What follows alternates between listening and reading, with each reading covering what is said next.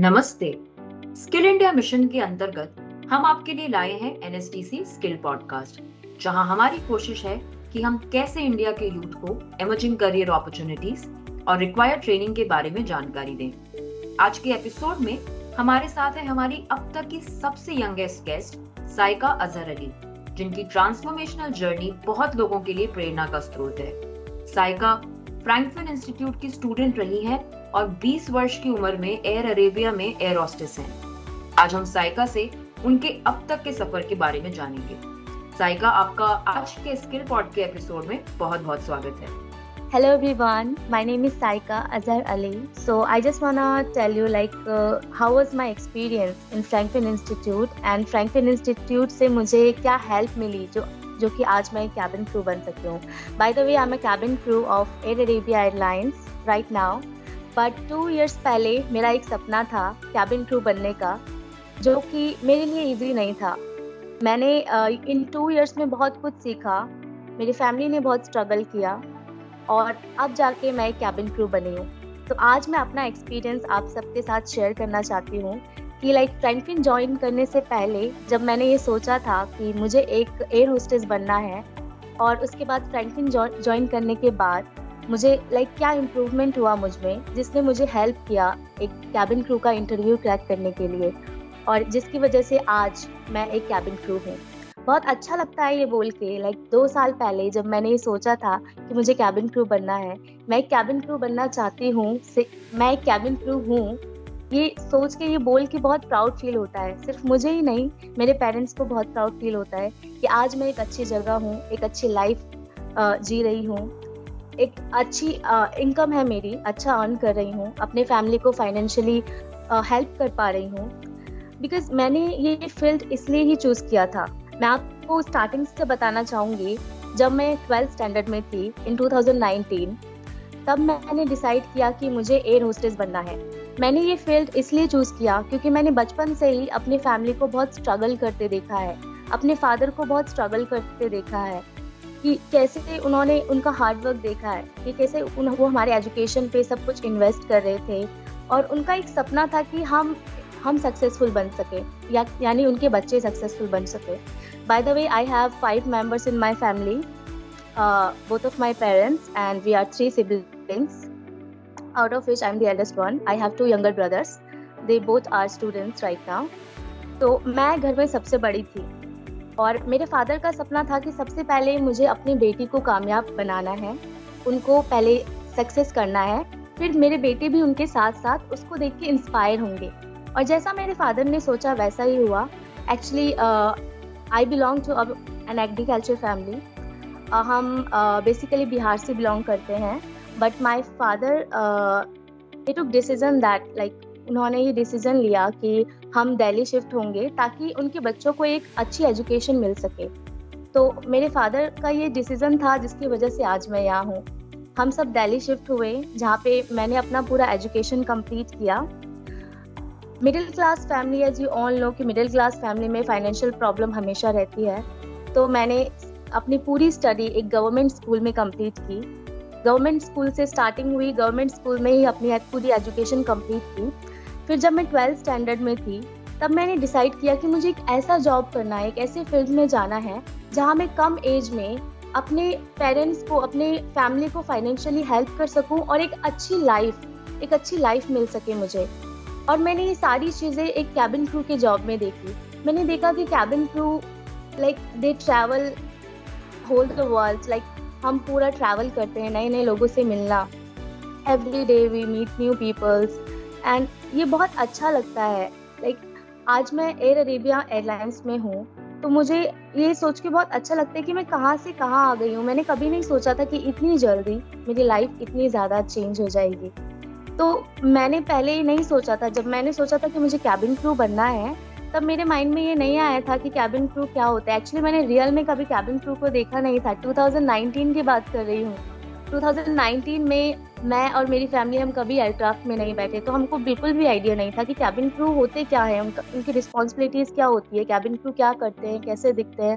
बस मैंने इंटरनेट पे देखे थे कि कैबिन क्रू की लाइफ बहुत अच्छी होती है, कैबिन क्रू अच्छा अर्न करते हैं। तो फिर मैंने डिसाइड किया कि मुझे कैबिन क्रू बनना है। 11th एंड 12th में मैंने साइंस स्ट्रीम ली, बिकॉज पहले आइडिया नहीं था, मुझे लगा शायद डॉक्टर एंड इंजीनियर ही है जिसमें हम अच्छे पैसे अर्न कर सकते हैं और रिस्पेक्ट भी बहुत है। लेकिन कैबिन क्रू भी एक ऐसा जॉब है जिसमें सारी चीज़ें हैं। तो फिर मैंने अपने पेरेंट्स को 12th कंप्लीट करने के बाद मैंने अपने फादर से कहा कि मुझे एयर होस्टेस बनना है। तो उनको नहीं पता था एयर होस्टेस क्या होता है। मैंने उनको सारी चीज़ें बताई, मैंने उनको इंटरनेट पे सारी चीज़ें दिखाई कि अब्बू मुझे एयर होस्टेस बनना है। तो उन्होंने कहा कि ठीक है, कैसे बनते हैं, बताओ क्या करना है मुझे, क्योंकि उन्होंने हमेशा मुझे सपोर्ट किया, कभी एजुकेशन के मामलों में कभी उन्होंने किसी चीज़ में नहीं रोका। तो जब मैंने उनसे बोला कि एयर होस्टेस बनना है, तो उन्होंने बोला ठीक है, बताओ मुझे क्या करना है, आई विल सपोर्ट यू। तो बहुत खुशी हुई कि अब तो मेरे फादर मेरे साथ है, मेरे पेरेंट्स मेरे साथ हैं, तो अब तो मैं बन ही जाऊंगी, ऐसा लगा। फिर मैंने इंटरनेट के थ्रू मुझे फ्रैंकलिन का ऐड आया कि कैसे हम फ्रैंकलिन इंस्टीट्यूट हमें ट्रेन करता है, फ्रैंकलिन इंस्टीट्यूट हमें बताता है कि आपको क्या क्या स्किल्स डेवलप करने होते हैं कैबिन क्रू बनने के लिए। तो वो सारी चीज़ें मैंने इंटरनेट पे देखी। तो मैंने फ्रैंकलिन के लिए एक फॉर्म होता है इंटरनेट पे, तो मैंने वो फिल कर दिया। तब भी मुझे नहीं पता था क्या है, यहाँ पे क्या सिखाते हैं, मैं पूरी तरीके से श्योर नहीं थी, बस मैंने फॉर्म फिल कर दिया। और उसके बाद फिर मुझे फ्रैंकलिन से कॉल आया कि आप काउंसलिंग के लिए आइए, आपको सारी चीज़ें बताएंगे। फ्रैंकलिन में हमको 2 टाइप्स के कोर्स बताए जाते हैं। कैबिन क्रू बनने के लिए कुछ सर्टेन रिक्वायरमेंट्स होती है जो कि वो हमको फर्स्ट डे ही बता देते हैं। अगर आपकी हाइट नहीं है, जो एयरलाइंस की मिनिमम एक हाइट रिक्वायरमेंट होती है, अगर उनको लगता है कि ये हाइट नहीं है तो आपको वो दूसरा कोर्स सजेस्ट करेंगे जिसमें आप एविएशन फील्ड में जा सकते हो। कैबिन क्रू ना सही, आप ग्राउंड स्टाफ में अप्लाई कर सकते हो, आप होटल इंडस्ट्री में जा सकते हो, क्योंकि बेसिकली ये सब कुछ आपके ऊपर डिपेंड करता है, एक स्टूडेंट के ऊपर डिपेंड करता है कि वो कितना सीखना चाहता है और उसके अंदर वो कितनी डेडिकेशन के साथ उस कोर्स को करता है। तो जब हम वहाँ गए तो फिर हाइट एंड BMI चेक होता है, बिकॉज हर इंटरव्यू में, हर कैबिन क्रू इंटरव्यू में BMI इज़ कंपल्सरी। पर 2019 में मैंने सिर्फ 12th पास की थी, मैंने ग्रेजुएशन में एडमिशन नहीं लिया था, तो मुझे 1 ईयर का कोर्स करना था। फिर बात आई फीस की। फ्रैंकलिन की जो फीस है वो थोड़ी हाई है एक मिडिल क्लास फैमिली के लिए। As I told you, I come from a very humble middle class family, a very average income family. तो हमारे लिए वो एक अमाउंट जो है, वो फीस जो है, जो पूरे साल की होती है, वो काफ़ी बड़ा अमाउंट होता है एक साथ अरेंज करना। तो ये एक प्रॉब्लम था। फिर उन्होंने सोल्यूशन बताया कि आपको लोन मिल सकता है, आप लोन ले सकते हो और अपना ट्रेनिंग स्टार्ट कर सकते हो। तो लोन के लिए अप्लाई किया, 2 मंथ्स वेट भी किया, बट शायद लोन मिला नहीं हमें। तो और भी स्टूडेंट्स हैं जिनको लोन नहीं मिला, सबको नहीं मिलता है, बहुत कम स्टूडेंट्स को मिलता है लोन। बट फिर उन्होंने कहा कि ठीक है, लोन नहीं मिल रहा है तो कोई बात नहीं, और एक ऑप्शन है, आप पूरे साल की फीस एक साथ ना सही तो हर मंथली वाइज दे सकते हो, थोड़ा थोड़ा करके।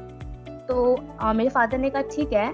2 मंथ्स ऑलरेडी हो चुके थे और मैं बहुत ही बेसब्री से इंतज़ार कर रही थी कि कब मेरा एडमिशन हो और कब मैं ट्रेनिंग के लिए जाऊँ, कब मेरी क्लासेस स्टार्ट हो। फिर मेरे फादर ने पैसों का अरेंजमेंट किया, सारे पैसों का अरेंजमेंट किया पूरे ईयर का। मैंने देखा कि वो कितना स्ट्रगल कर रहे थे। उन्होंने अपनी सारी सेविंग्स मुझ पर इन्वेस्ट कर दिया वो 1 ईयर का कोर्स करवाने के लिए। वो सारी चीज़ें सोच के मुझे बहुत ही अंदर से कि अब मेरे फादर को मुझ पर इतना यकीन है। मैंने उनसे बोला कि अबू, आप इतने सारे पैसे मुझ पे इन्वेस्ट कर रहे हो, आपको यकीन है कि मैं बन जाऊंगी? उस टाइम पे मैं भी इतनी कॉन्फिडेंट नहीं थी कि मैं बनूंगी या नहीं। जिस तरह से मैंने कैबिन क्रू को देखा था, उनकी पर्सनालिटीज़ देखी, तो मुझे लगा कि शायद मुझ में वो क्वालिटीज़ नहीं है। तो मुझे फ्रैंकलिन के ट्रेनर्स ने यकीन दिलाया कि ये सारी जो जितनी भी रिक्वायरमेंट्स है, जितनी भी क्वालिटीज़ है, वो आपके अंदर बिल्डअप हो जाएंगी 1 ईयर में। आप खुद अपने अंदर चेंजेस देखेंगे। और मेरे फादर ने कहा कि मुझे पूरा यकीन है कि आप बन सकते हो। उनके यकीन से मुझे बहुत यकीन मिला, मेरा मोटिवेशन बहुत बढ़ा, फ्रैंकलिन से बहुत हेल्प मिला। मेरे पेरेंट्स ने मुझे बहुत समझाया कि नेगेटिव नहीं सोचते हैं, आप अपना बेस्ट दो। तो फिर हुआ फ्रैंकलिन की जर्नी स्टार्ट। प्री समिट हो गया, नेक्स्ट डे क्लासेस स्टार्ट हो गए, हमें यूनिफॉर्म मिला। यूनिफॉर्म देख के तो वही वाह, मुझे बहुत अच्छी फीलिंग आई, क्योंकि अगर आप एक कंजर्वेटिव फैमिली से बिलोंग करते हो, सडनली आपको ये फ्रीडम मिले कि हाँ, आप अच्छे से स्टडी कर सकते हो।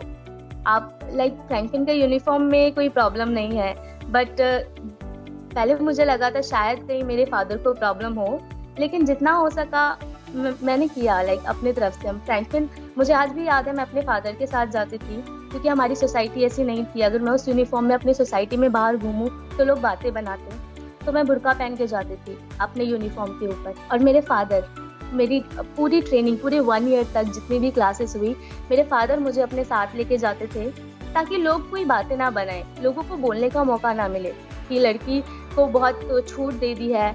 मैं मुस्लिम फैमिली से बिलोंग करती हूँ और हमारे लिए बहुत बड़ी बात होती है कि लड़की अपने घर से निकल के कोई काम करे या स्टडी करे। तो मैं बुर्का पहन के जाती थी अपने फादर के साथ और उनके साथ ही वापस आती थी। और मेरे फादर को मेरी बहुत फिक्र होती थी। ऐसा नहीं था कि उनको ट्रस्ट नहीं था, ट्रस्ट था तभी तो उन्होंने मेरा एडमिशन करवाया था। तो मुझे कभी फील नहीं हुआ कि वो मेरे फादर मुझे छोड़ने आते हैं, मेरे 2 घंटे की क्लासेस में मेरा वेट करते हैं, फिर वो मुझे अपने साथ लेके जाते हैं, क्योंकि उनके अंदर एक डर था कि कहीं मैं कभी बाहर नहीं निकली। लिटरली मैं बताऊं तो आज मैं यूएई एक्सप्लोर कर रही हूँ, मैंने कभी दिल्ली भी अकेले एक्सप्लोर नहीं किया है। मैं जहाँ भी गई हूँ अपनी फैमिली के साथ गई हूँ, कभी अपनी फैमिली से दूर नहीं रही हूँ। और आज मैं अपनी फैमिली से इतनी दूर रह रही हूँ, लेकिन मेरी फैमिली भी खुश है और मैं भी बहुत। मुझे याद है जब मैं फ्रैंकलिन में मेरा फर्स्ट डे था and I was very nervous, मुझ में बिल्कुल भी कॉन्फिडेंस नहीं था। I was not able to introduce myself. मुझे डर लग रहा था कि कैसे मैं सबके सामने खड़े होकर अपने आप को इंट्रोड्यूस करूँ, इतने सारे स्टूडेंट्स, ट्रेनर्स। तो फिर धीरे धीरे करके उन्होंने मेरे कॉन्फिडेंस को बूस्ट किया। इतनी सारी एक्टिविटीज़ होती है डेली कि आपकी जो कॉन्फिडेंस है वो अपने आप ही बूस्ट अप हो जाती है। आपको टॉपिक्स दिए जाते हैं, आपको ट्रेनर्स बहुत ज़्यादा मोटिवेट करते हैं, करेक्ट करते हैं, आपको बहुत सारी चीज़ें सिखाते हैं। तो बहुत सारी चीज़ें जानने के बाद, उस इन्वायरमेंट में रहने के बाद आपके अंदर अपने आप कॉन्फिडेंस आ जाता है। आती है ग्रूमिंग में मैं बिल्कुल ज़ीरो थी। मुझे ग्रूमिंग का कुछ भी नहीं पता था कि कैसे क्या लगाते हैं। मुझे आज भी याद है ग्रूमिंग सेशन स्टार्ट होने से पहले मैंने अपने फादर को बोला था कि पापा मुझे रेड लिपस्टिक चाहिए, तो उन्होंने बोला रेड लिपस्टिक, उन्होंने बोला ठीक है। फिर मैं उनके साथ गई थी और मैंने रेड लिपस्टिक और रेड नेल पेंट खरीदा था। मुझे वो दिन भी बहुत अच्छे से याद है। मेरे फादर ने मुझे first time red lipstick and red nail paint दिलवाया था। तो बहुत अच्छा लगा था कि इतना सपोर्ट मिल रहा है फैमिली से। और जब सपोर्ट आप अपने बच्चे को करते हो, मैं उन पेरेंट्स से कहना चाहती हूँ, जब आप इस तरह से अपने बच्चों को सपोर्ट करते हो तो उनको भी ये सारी चीज़ें याद रहती है और वो भी सारी चीज़ें दिल से करते हैं। कैबिन क्रू का मतलब सिर्फ मेकअप करके खूबसूरत दिखना, ये कैबिन क्रू नहीं है। कैबिन क्रू की एक अपनी अलग पर्सनालिटी होती है कि आपके अंदर वो चीज़ हो कि लोग आपको देखें, लोग आपकी बातें सुने, क्योंकि कैबिन क्रू एक एयरक्राफ्ट में सेफ्टी एंड सिक्योरिटी के लिए होती है।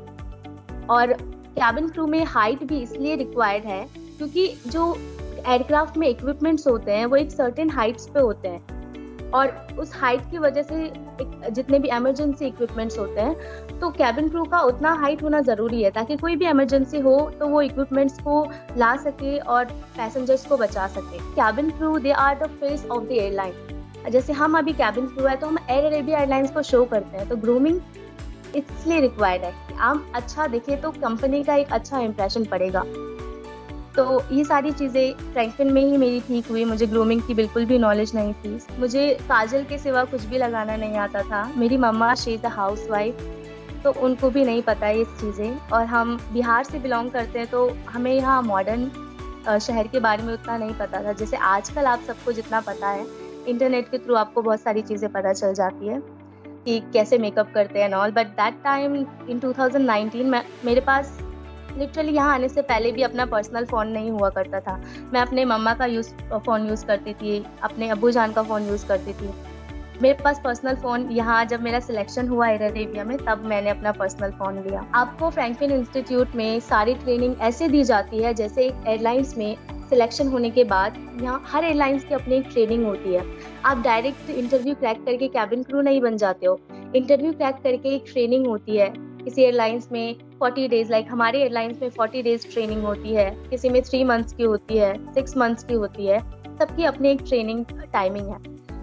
एंड तो इसी तरह से जो फ्रैंकलिन में आपको ट्रेनिंग दी जाती है, वो लोग इसी तरह से सारी चीज़ें करते हैं जैसे एक एयरलाइंस में करते हैं कि आपको किस तरह से सेफ्टी एंड सिक्योरिटी की चीज़ें बताते हैं, एयरक्राफ्ट में क्या क्या इक्विपमेंट्स होते हैं वो बताते हैं। फ्रैंकलिन में एक इन फ्लाइट ट्रेनिंग होती है तो उसमें जाके हमें एयरपोर्ट पे सारी चीज़ें बताई जाती है कि किस तरह से हम एयरपोर्ट में सारी चीज़ें होती हैं। उसके बाद हम एयरक्राफ्ट में एंटर करते हैं। एयरक्राफ्ट में एंटर करने के बाद कैबिन क्रू की क्या रिस्पॉन्सिबिलिटीज़ होती है। पहले उन्होंने थ्योरेटिकली सारी चीज़ें बताई, फिर उन्होंने प्रैक्टिकली सारी चीज़ें दिखाई। हमने खुद किया फिर इन फ्लाइट ट्रेनिंग में। तो इन फ्लाइट ट्रेनिंग भी बहुत अच्छा है फ्रैंकलिन का, मैंने एक्सपीरियंस किया है, मुझे पता है। और मैं फर्स्ट टाइम एयरक्राफ्ट में बैठी थी तो अलग ही मेरे अंदर एक खुशी थी कि अब तो मुझे कैबिन क्रू ही बनना है, मुझे अब हमेशा ऐसे ही हवाओं में उड़ना है। 2020 में हम बैठे थे, मुझे आज भी याद है वो दिन। सब बहुत एक्साइटेड थे फ्रैंकलिन के स्टूडेंट्स और हमारी इन फ्लाइट ट्रेनिंग हुई थी जिससे बहुत सारी चीज़ें समझ में क्लियर हुई थी। हम थ्योरेटिकली चीज़ें पढ़ते हैं तो उतनी क्लियर नहीं होती है, बट प्रैक्टिकली वो चीज़ें देखते हैं, करते हैं तो चीज़ें ज़्यादा क्लियर होती है। तो सब कुछ करने के बाद जब हमारा इंटरव्यू आता है, एक सबसे अच्छी बात है कि फ्रैंकलिन हमको बहुत सारी अपॉर्चुनिटीज़ देता है। ऐसा नहीं है कि आप किसी एक एयरलाइन के इंटरव्यू में फेल हो गए। लाइक मैंने इंडिगो का इंटरव्यू दिया था एंड मैं उसमें सिलेक्ट नहीं हुई थी। इंडिगो के इंटरव्यू के जस्ट 2 मंथ्स बाद मैंने एयर अरेबिया का इंटरव्यू दिया क्योंकि उन्होंने मुझे फिर से एक अपॉर्चुनिटी दी। चलो इंडिगो में नहीं हुआ तो अब एयर अरेबिया में आप अप्लाई करो, इसमें एक बार कोशिश करो, हो जाएगा। एक अलग ही मोटिवेशन देते हैं कि कोई बात नहीं, अब फेलियर से डरना नहीं है। अगर आप किसी इंटरव्यू को क्रैक नहीं कर पाते हो तो इसका मतलब ये नहीं है कि आप आगे नहीं कर सकते हो, किसी और एयरलाइंस में नहीं कर सकते हो। मे बी आप उससे भी ज़्यादा बेटर डिजर्व करते हो। आपका डोमेस्टिक में नहीं हो रहा है तो डायरेक्ट आपका इंटरनेशनल में हो जाए। तो कभी भी होप नहीं खोना चाहिए, करते रहना चाहिए। हम वॉक इन इंटरव्यूज़ कभी हमें पुणे जाना पड़ता है, कभी बेंगलोर में होता है, कभी मुंबई में होता है, अलग अलग जगह होती है, हम अलग अलग जगह जाना पड़ता है इंटरव्यू के लिए। बट फ्रैंकलिन के थ्रू दो तो ऑनलाइन हुआ था। जैसे इंडिगो का मुझे जाना पड़ा, फ्रैंकलिन में हुआ था, फ्रैंकलिन के हेड ऑफिस में हुआ था। बट जो एयर अरेबिया का इंटरव्यू था वो ऑनलाइन था। तो किस तरह से आप घर बैठे इंटरव्यू देके सिलेक्ट हो सकते हो कैबिन क्रू के लिए, काफ़ी इजी हो जाता है। फर्स्ट टाइम अपनी फैमिली से पूछा था कि मुझे एयर अरेबिया एयरलाइंस में इंटरव्यू देना है और अगर मेरा सिलेक्शन होता है तो मुझे यूएई शिफ्ट होना पड़ेगा। मेरी मम्मा तो रो पड़ी कि यूएई नहीं करना है, उन्होंने डायरेक्ट बोला। फिर मेरे फादर ने कहा कि बट इसको तो कैबिन क्रू बनना है। फिर मैंने उनको समझाया कि मम्मा अगर मुझे कैबिन क्रू बनना है तो मैं घर में नहीं रह सकती, मुझे बाहर निकलना होगा। उनको डर था कि ये लड़की कभी अकेले नहीं निकली है, कहीं नहीं गई है, ये कैसे जाएगी अगर इसका सिलेक्शन हो जाता है। फिर मैंने कहा कि मुझे इंटरव्यू देने दो, मुझे बस थोड़ा एक्सपीरियंस लेना है, अगर होता है या नहीं होने के बाद ही तो जाऊँगी ना। पहले देखती हूँ कि सिलेक्शन होता भी है या नहीं, या इंटरव्यू कैसा होता है मुझे देखना है। उसके बाद मेरी मम्मा कहती हैं ठीक है। फिर उन्होंने बूट कैंप स्टार्ट किया और बूट कैंप में आपको पूरे तरीके से ट्रेन कर दिया जाता है इंटरव्यू के लिए। बूट कैंप के बाद हमारा इंटरव्यू हुआ और इंटरव्यू में राउंड्स होते हैं। इंटरव्यू होने के बाद हमारा फर्स्ट राउंड हुआ जिसमें से कुछ कैंडिडेट सिलेक्ट हुए।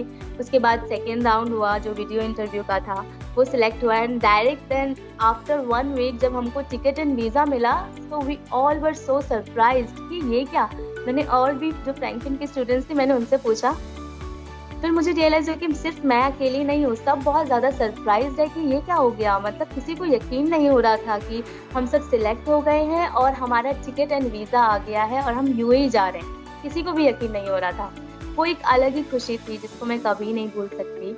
एक वो दिन बहुत ज़्यादा मेमोरेबल डे है वो सबके लिए, जितने भी कैंडिडेट्स फ्रैंकलिन के यहाँ आए हैं, सिलेक्ट हुए हैं and now they are cabin crew of Air Arabia airlines. Amazing journey Saika.